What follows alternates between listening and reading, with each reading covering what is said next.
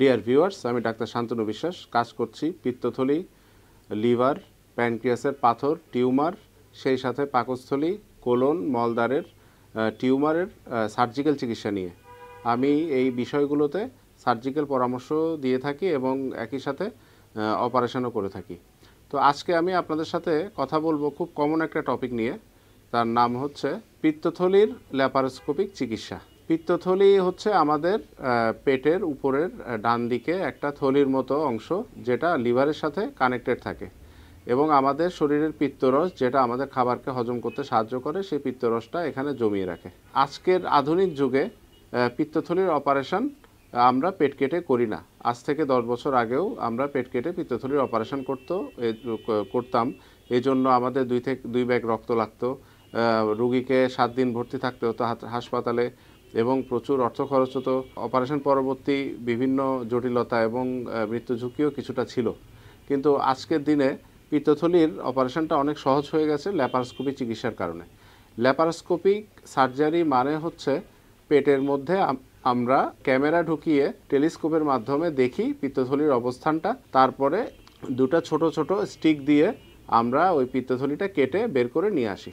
এই ল্যাপারোস্কোপির পিত্তথলির চিকিৎসার সবচেয়ে বড় সুবিধা হচ্ছে এখানে কোনো বড় কাটাছেঁড়া লাগে না।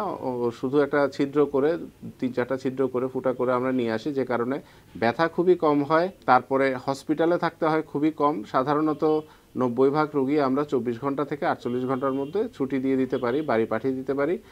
যেহেতু সময়টা কম লাগে, হসপিটাল স্টেটা কম, এজন্য ওনার খরচটা অনেক কমে যায়। সবচেয়ে বড় কথা হচ্ছে অপারেশন পরবর্তী কমপ্লায়েন্স। তার মানে হচ্ছে অপারেশন পরবর্তী সময় রোগীর যে একটা আরাম, রোগীর যে ব্যথা না হওয়ার যে একটা বিষয়, এই জিনিসটার ক্ষেত্রে শতভাগ রোগীর স্যাটিসফ্যাকশন থাকে। আরেকটা বিষয় হচ্ছে, যেহেতু টেলিস্কোপের মাধ্যমে আমরা ক্যামেরা দিয়ে দেখি, সাধারণত আমাদের চোখের ভিশনে যতটুকু পিত্তথলি এবং ছোট ছোট স্ট্রাকচারগুলো আমরা দেখতে পারি, এর চেয়ে 10 গুণ বড় করে, ম্যাগনিফাই করে, আরও ভালোভাবে দেখে পিত্তথলিটাকে অপারেশন করে আমরা নিয়ে আসতে পারি। তো আধুনিক যুগে আজকে এই পিত্তথলির চিকিৎসাটা আমরা সর্বোচ্চ করে থাকি এবং এই চিকিৎসার ব্যয়ও অনেক কম এবং অপারেশন পরবর্তী জটিলতাও অনেক কমে গেছে এবং পরবর্তীতে হয়তো এই পিত্তথলির চিকিৎসা আমরা আরও উন্নত ল্যাপারোস্কোপিক যন্ত্রপাতি, যেগুলো এখন বিশ্বের বিভিন্ন প্রান্ত থেকে আমাদের দেশে আসছে, তার মাধ্যমে আমরা করতে পারবো। যেমন রোবোটিক সার্জারি প্লাস